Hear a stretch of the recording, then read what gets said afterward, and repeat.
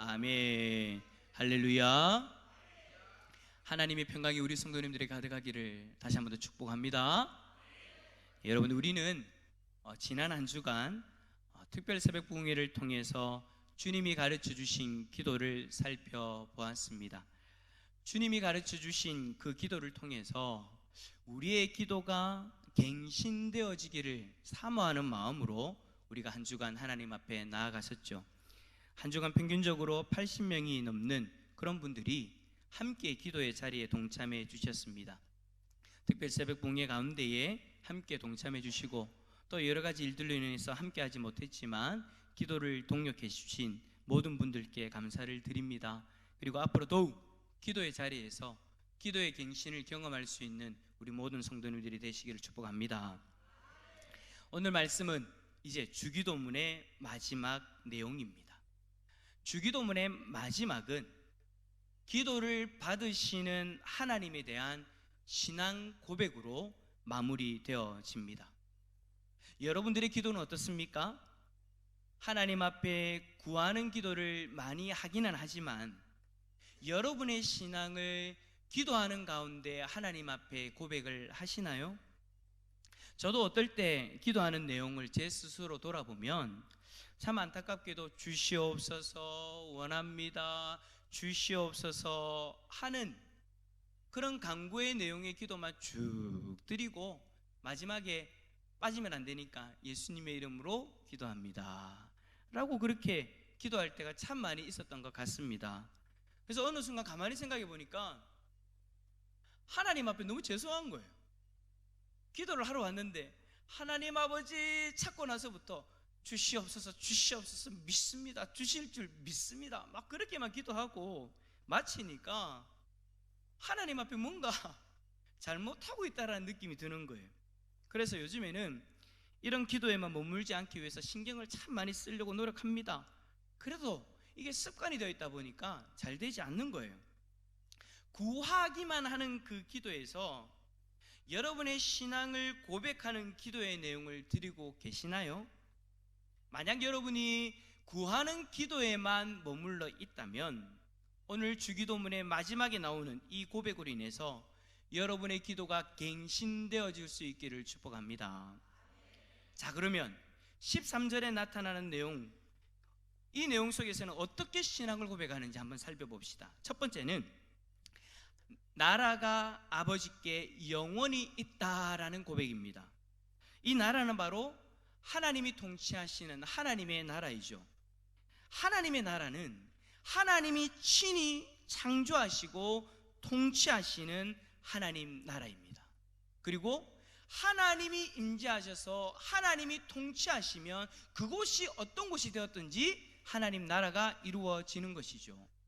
그래서 여러분, 우리는 우리의 삶에 하나님의 나라가 임하기를 사모하면서 살아야 됩니다 라고 그렇게 지난 한 주간 말씀을 드렸습니다.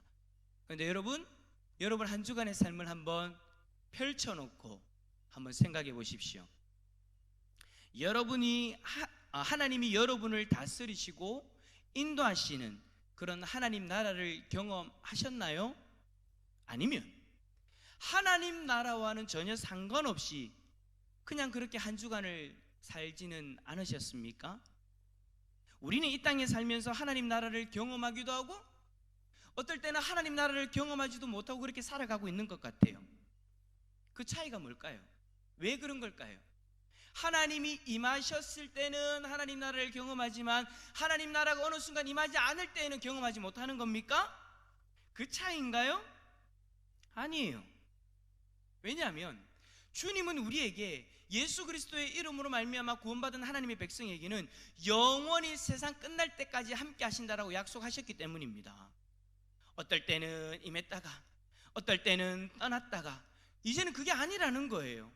지금 이 순간에도 우리와 함께 하시고 지금 이 순간에도 그 약속을 지키고 계시는 줄 믿습니다. 그렇다면 우리는 왜 하나님의 나라를 경험하지 못할 때가 있는 걸까요? 그것은 우리의 관심이 하나님 나라를 떠날 때가 있기 때문입니다. 예를 들면 이런 거죠. 여러분에게는 사랑하는 가족이 있습니다. 매일마다 함께 살아가면서 서로가 서로를 사랑하고 섬기는 가족이죠. 그런데 어느 순간 가족에 대한 믿음이 식어졌다라고 여러분 한번 가정해 봅시다. 아내에 대한 사랑이 식어져 버렸고 자녀들에 대한 사랑이 변절되어 버렸습니다. 여러분이 여전히 함께 하고 있음에도 불구하고 가족을 사랑하는 그 마음에 다른 사람이 들어와 버린 거예요.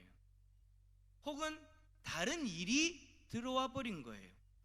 같이 있음에도 불구하고 그러한 일로 인해서 같이 있다라고 느끼지 못하는 것이죠. 아내는 여전히 나를 사랑합니다. 남편은 여전히 나를 사랑합니다.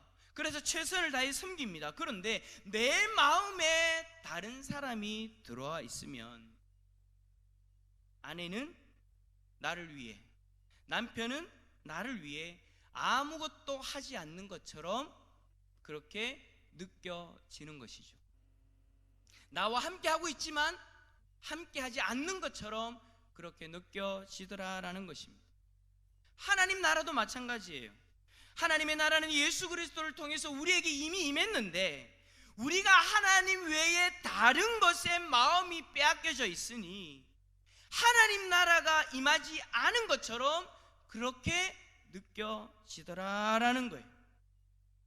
만약 하나님의 나라와 여러분의 삶이 너무나 동떨어져 있는 것처럼 느껴지고 있다면 그다음에 여러분은 한 주간을 살아가면서 하나님 외에 다른 것에 집중하고 하나님 외에 다른 사람에 집중하고 있는 것은 아닌지 스스로를 살펴보아야 합니다. 아마도 하나님 외에 다른 것에 마음이 빼앗겨져 있고 집중하고 계실 거예요. 그래서 하나님 나라가 이미 나에게 임했고 하나님 나와 함께 하시는데도 불구하고 하나님 왜 나와 함께 하지 않느냐고, 하나님 나라가 도대체 어디 있냐고, 하나님 나라에서 누릴 수 있는 기쁨과 평안을 왜 내가 누리지 못하냐고 그렇게 이야기하고 계실 거예요. 사랑하는 성도 여러분, 우리의 시선을 하나님께로 향하면 하나님의 나라는 여전히 우리에게 임하고 있다는 것을, 그 사실을 깨달을 수 있을 겁니다. 문제는 나의 시선이, 나의 마음이 다른 것에 빼앗겨서 이미 임하고 있는 그 하나님 나라를 깨닫지 못하는 거예요. 여러분의 시선을 하나님께로 돌리시기를 바랍니다. 하나님을 바라보시고 하나님과 동행하십시오. 그리하면요 하나님의 나라를 경험할 수 있을 줄 믿습니다. 하나님의 나라를 경험하면 이 주기도문의 고백을 나의 고백으로 하나님 앞에 올려드릴 수 있는 거예요. 간구만 하는 그 기도에서 하나님 앞에 영광 돌리는 그런 기도를 드릴 수 있다라는 겁니다. 나의 신앙을 고백하는 고백을 드릴 수 있다라는 겁니다. 기도하실 때마다 하나님 나라를 바라보시고 하나님 나라가 영원히 하나님에게 있음을 고백하는 복된 성도님들 다 되시기를 축복합니다. 두 번째로, 권세가 하나님께 영원히 있습니다. 여기서 여러분, 권세는요 능력을 이야기하는 거예요. 성경은 하나님의 능력이 영원하고 무한하다라고 그렇게 말씀해 주십니다. 여러분 한번 생각해 보세요. 이 땅에 있는 존재들 가운데에서 어떤 능력을 소유하고 있는데 그 능력이 영원한 걸 보셨습니까? 지금 이 자리에 우리 청년들이 앉아 있는데 우리 청년들 잘하는 거 있죠? 자신 있는 거 있죠? 근데 그 자신 있는 거, 여러분들의 능력을 생각하면 영원할 것 같죠? 40만 들어가 봐라. 꺾입니다. 제가 그걸 절실하게 느꼈습니다. 여러분, 제가 목소리가 좀 어때요? 감사합니다. 복 받으십시오. 제가 지금은 조금 많이 좀 굵죠? 아닌가요? 그래, 저만 그렇게 느껴지는 거예요? 근데 여러분, 제가 제 자신이 느끼기에는 지금 많이 굵어졌어요. 예전에는요 제가 느끼기에는 더 미성이었습니다. 제가 옛날에 예수님 믿기 전에는요 예수님 믿기 전에 노래방 가서 노래를 딱 부르잖아요. 그러면 끝장납니다.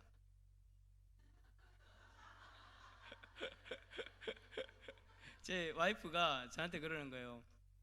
당신 목소리 참 많이 바뀌었다고.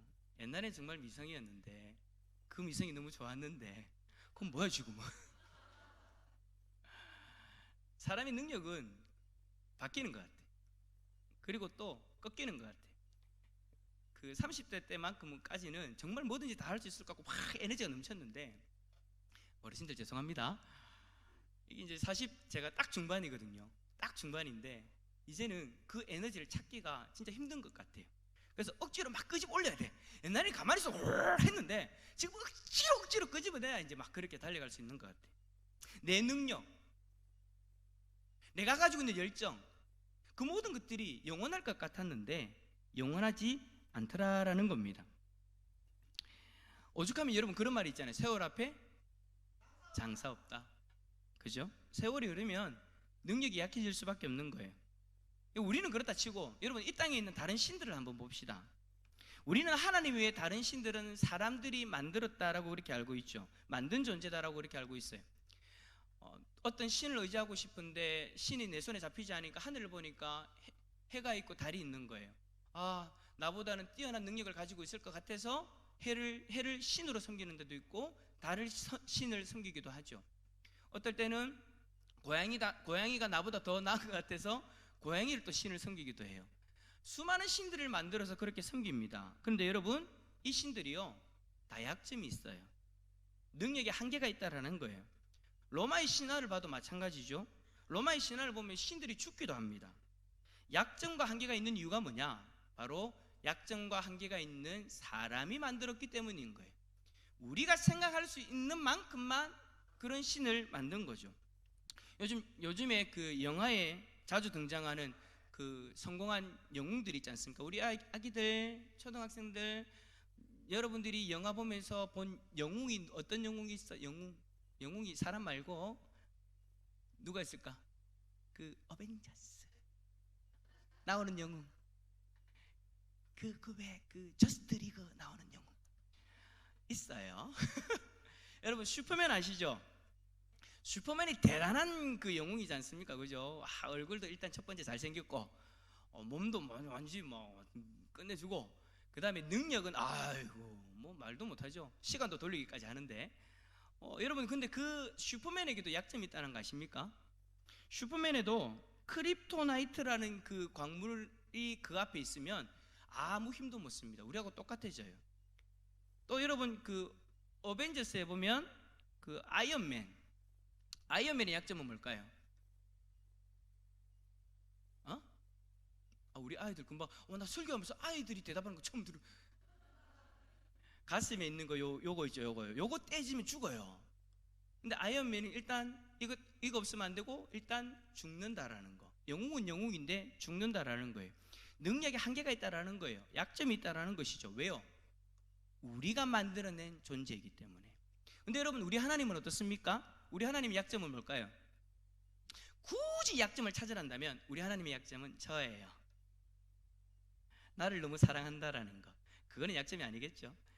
우리 하나님은 여러분 능력에 한계가 없어요. 약점이 없어요. 왜요? 하나님은 누군가가 창조한 존재가 아니라 스스로 계시는 분이시기 때문인 줄 믿습니다. 그래서 여러분 하나님의 권세는 영원하고요, 모든 권세가 하나님으로부터 주어집니다.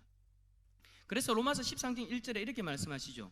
각 사람은 위에 있는 권세들에게 복종하라. 권세는 하나님으로부터 나지 않음이 없나니 모든 권세는 다 하나님께서 정하신 바라. 그리고 여러분이 요한계시록 2장 26절에 또 이런 말씀이 있습니다. 이기는 자와 끝까지 내 일을 지키는 그에게 만국을 다스리는 권세를 주리니. 할렐루야. 이 땅의 모든 권세는 하나님께로부터 나고 하나님께서 정하시는 거예요. 하나님의 권세는요 절대로 없어지는 존재가 아니에요. 하나님의 권세는 영원합니다. 그런데 이 말이 우리에게 얼마나 위로가 되어지는지 모릅니다. 어떤 분은 그렇게 얘기하죠. 그래 하나님 권세 있는데 뭐요? 내하고 무슨 상관인데요? 아니요 여러분, 상관이 있어요. 그 하나님의 권세가 있다, 하나님의 권세는 영원하다, 무한하다, 이런 어떤 말은 우리에게 너무나도 크게 위로가 되어지는 거예요. 왜냐하면 하나님은 나와 상관이 없는 분이 아니시기 때문입니다. 하나님은 나의 아버지 되십니다. 이쪽만 아멘하고 이쪽은 아버지 안 되십니까? 어디 가서 또 하나님 어머니 하지 마십시오. 하나님이 교회에서 그렇게 하는 겁니다. 이단입니다. 다시 한 번 더, 하나님은 우리의 아버지 되십니다. 할렐루야. 하나님이 우리의 아버지 되시기 때문에 우리는 하나님이 권세, 영원한 권세, 무한한 권세 있다라는 그 말이 우리에게 너무나도 힘이 되어지는 거예요. 여러분, 어릴 때 돈 많은 집의 아이들을 부러워해 보신 적 있으십니까? 저도 어릴 때 그래 봤습니다. 저는요, 어릴 때 뭐가 제일 부러웠냐면 친구들이 무선 자동차 RC카 그거 갖고 노는 거 제일 부러웠어요. 요즘에는 뭐 한 2, 3만이면 사잖아요, 그죠? 만 얼마짜리도 있더라고요.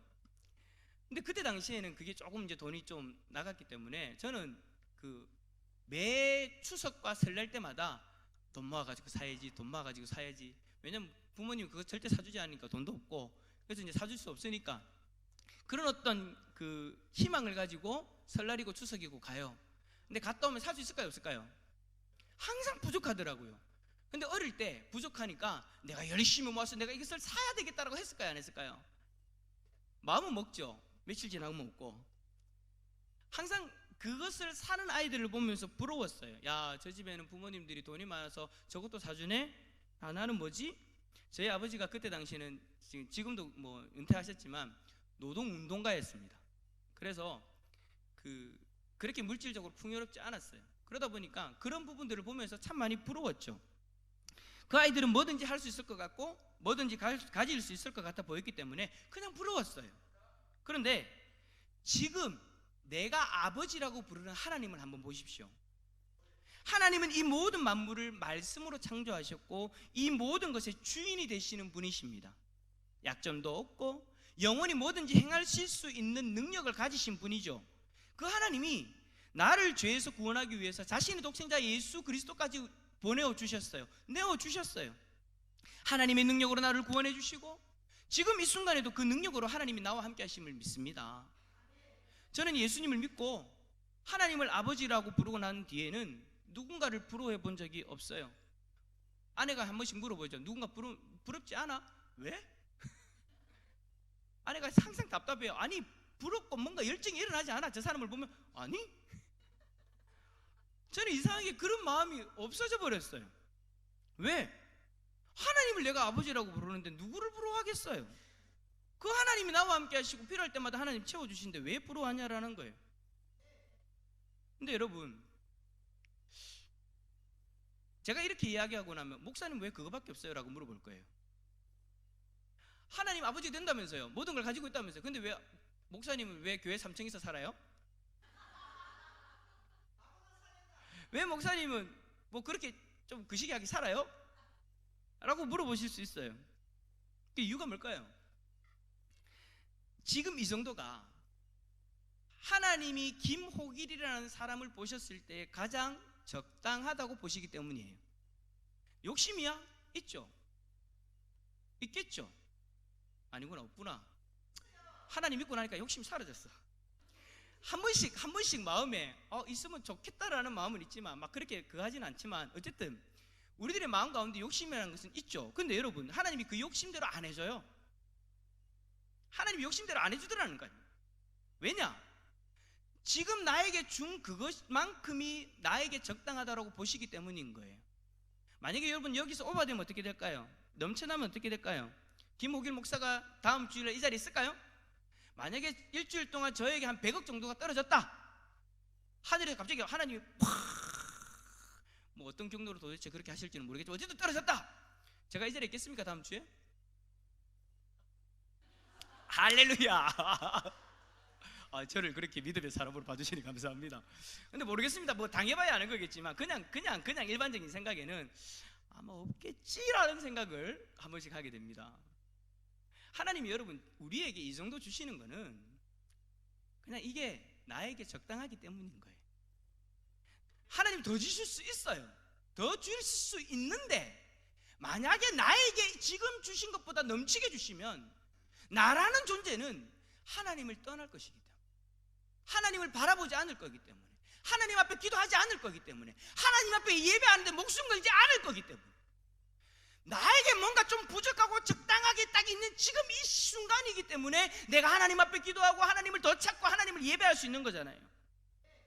여러분, 지금 나에게 주어진 것 가지고 하나님 판단하시면 안 됩니다. 하나님 능력 없다 하시면 안 됩니다. 하나님 이것보다 더 주실 수 있지만 나에게 가장 좋은 것, 가장 나를 위하게 다가오시는 분이 하나님이시기 때문에 지금 이만큼 우리에게 주신 거예요. 그래서 여러분, 내가 믿는 하나님이 나의 아버지 되시기 때문에 저는 행복해요. 항상 나에게 그렇게 다가오시니까. 저희 와이프하고 그런 고백합니다. 하나님 신기하게 항상 이래 다 여기서 떨어지면 죽을 것 같고 여기서 넘어가면 교만할 것 같고 하나님 항상 다. 그래서 행복합니다. 여쭤보겠습니다. 여러분도 행복하시나요? 할렐루야. 능력이 영원히 하나님께 있음을 감사하면서 능력이 하나님으로 인해서 행복하시길 축복합니다. 마지막 세 번째로 영광이 하나님께 있음을, 영광이 영원히 하나님께 있습니다. 여러분, 하나님이 사람을 창조하신 이유가 뭐죠? 하나님을 영화롭게 하기 위해서, 하나님께 영광 돌리는 존재로서 하나님이 우리를 창조하셨죠. 그렇다면 우리가 영광을 돌리지 않을 만큼 하나님 영광이 부족한가요? 내가 영광을 요만큼 모아야 되는데 내가 지금 요만큼밖에 없어. 그러니까 내가 너희들을 창조하니까 너희들이 이 부족분을 채워줘. 이래서 우리를 창조하셨습니까? 아니에요. 요한계시록 4장 9절에 이렇게 말씀합니다. 그 생물들이 보좌에 앉으사 세세토록 살아계시는 이에게 영광과 존귀와 감사를 돌릴 때에. 무슨 말이에요? 우리 외에도 하나님 앞에 영광 돌릴 존재들이 많다라는 거예요. 또 우리가 영광 돌리지만 하나님이 않으면, 우리가 영광 돌리지 않으면 하나님 뭐라고 하셨습니까? 돌들을 이렇게 하라도 내가 찬양받겠다, 영광 받겠다, 그렇게 말씀하셨잖아요. 하나님 앞에 영광 돌린 존재는 수없이 많이 있어요. 그럼 이렇게 얘기할 거예요. 목사님, 그럼 굳이 우리를 왜 만드셨나요? 우리로 하여금 하나님 앞에 영광 돌리게 만들었다 했는데 이미 영광 돌릴 존재는 많은데 우리를 굳이 만든 이유가 뭐예요? 라고 물으실 분들이 있을 거예요. 조금 따지듯이. 저는 이 질문을 하시는 분이 있다면 이렇게 말씀드리고 싶습니다. 하나님께 영광 돌릴 존재가 많은데 왜 굳이 우리를 만드셨냐고 질문하기보다 하나님 앞에 영광 돌릴 수 있도록 우리를 창조해 주셔서 감사하다고 고백하는 것이 우리의 마땅한 도리입니다. 저는 이렇게 말씀드리고 싶습니다. 사랑하는 성도 여러분, 우리는 왜 우리를 만들었냐고 질문하는 존재가 아니라 나를 창조해 주셨음에 감사해야 되는 존재인 거예요. 이 모습이 우리와 하나님과의 관계의 모습인 거죠. 오늘 새벽에 전도서의 말씀에서 하나님에게 함부로 말을 하는 사람에게 이렇게 말씀하셨습니다. 전도서 5장 2절에 너는 하나님 앞에서 함부로 입을 열지 말며 급한 마음으로 말을 내지 말라. 하나님은 하늘에 계시고 너는 땅에 있음이라. 그런즉 마땅히 말을 적게 할 것이라. 사랑하는 성도 여러분, 하나님은 하늘에 계시고 우리는 땅에 있는 존재예요. 하나님과 우리는 존재 자체가 다른 분이에요. 하나님은 우리를 통해 영광 받으시려고 우리를 창조하셨으니 왜요? 라고 질문하기보다 하나님 앞에 영광 돌리는 존재로 창조해 주셨음에 감사할 수 있기를 바랍니다. 그런데도 우리는 하나님 앞에 영광 돌리지 못할 때가 많이 있어요. 어떨 때 하나님 앞에 영광 돌리지 못할까요? 물론 좋을 때는 하나님 앞에 영광을 돌려요. 좋은 일이 일어나고 기쁜 일이 일어나면 우리는 하나님 앞에 영광을 돌려요. 왜 TV 켜보면 스포츠 선수들이나 그리고 연예인들이 나와가지고 뭐 골을 넣는다든지 좋은 일이 있으면 상을 받으면 하나님 앞에 영광 돌립니다. 그렇게 하죠. 여러분, 이거 너무 중요하고 소중합니다. 그런데 좋지 않은 일이 생기면은요, 좋은 일이 있을 때 하나님 앞에 영광 돌리는 거 너무나도 좋고 소중한 거예요. 꼭 해야 되는 거죠. 근데 여러분, 좋지 않은 일이 닥쳤을 때는 어떻습니까? 예수님 믿는 것 때문에 고난이 다가왔을 때 우리가 하나님 앞에 영광 돌릴 수 있나요? 여러분은 어떻나요? 베드로전서 4장 16절에 이렇게 말씀하십니다. 만일 그리스도인으로 고난을 받으면 부끄러워하지 말고 도리어 그 이름으로 하나님께 영광을 돌리라. 여러분, 우리는요, 좋은 일이 있을 때나 고난이 닥쳤을 때나 하나님 앞에 영광을 돌려야 되는 존재입니다. 왜요? 그리스도의 이름으로 고난받는 그 현장은 하나님의 영광이 드러나는 현장이기 때문인 거예요. 아니, 우리가 살아가는 모든 삶의 현장은 하나님의 영광으로 가득 차 있어요. 왜냐하면 하나님이 이미 우리 가운데 함께 하시기 때문에. 여러분, 하나님의 영광을, 내가 이제부터 너에게 영광을 보여주겠다고 영광을 보여주시는 것이 아니라 하나님 자체가 하나님의 영광인 거예요. 왜 그런 사람들 있잖아요. 좀 그 능력 있는 사람들이 옆에 있다고 우와 뭔가 좀 다르잖아요. 하나님이 여러분 우리 가운데 임재했다는 그 자체가 하나님의 영광이 이미 우리에게 임했다라는 거예요. 하나님이 우리와 함께 하시는데, 그러면 하나님은 자신의 영광으로 우리에게 가득히 임하시는 것이죠. 그렇기 때문에 좋은 일이 있어도 고난이 다가와도 우리 하나님의 영광을 인정하고 하나님 앞에 영광 돌릴 수 있어야 된다라는 겁니다. 사랑하는 성도 여러분, 하나님의 영광은요 영원합니다. 그 하나님의 영광을 인정하고 삶의 순간순간마다 하나님께 영광이 있음을 고백할 수 있기를 축복합니다. 말씀을 정리하겠습니다. 주님이 가르쳐 주신 기도의 내용은 우리 기도에서 절대로 빠져서는 안 되는 아주 기본적인 내용입니다. 주기도문의 내용들을 묵상하시면서 날마다 우리의 기도가 하나님 앞에 더 온전해질 수 있기를 소망합니다. 특히 오늘 여러분, 오늘 말씀에 귀를 기울여 주십시오. 하나님 앞에 여러분이 구하는 기도를 하는 것도 중요하지만 오늘 이 신앙을 고백하는 기도도 너무 중요합니다. 하지만 이제 그 강구의 기도 내용에 하나님 앞에 여러분의 신앙을 고백하는 내용을 추가해 보시길 바랍니다. 여러분들이 이때까지 만약에 그 기도의 내용을 넣지 못했다면 이제는 여러분의 신앙의 고백을 여러분의 기도에 넣어 보시기를 바랍니다. 그러면 지금까지 누려보지 못했던 더 많은 은혜들을 누릴 수 있을 거예요.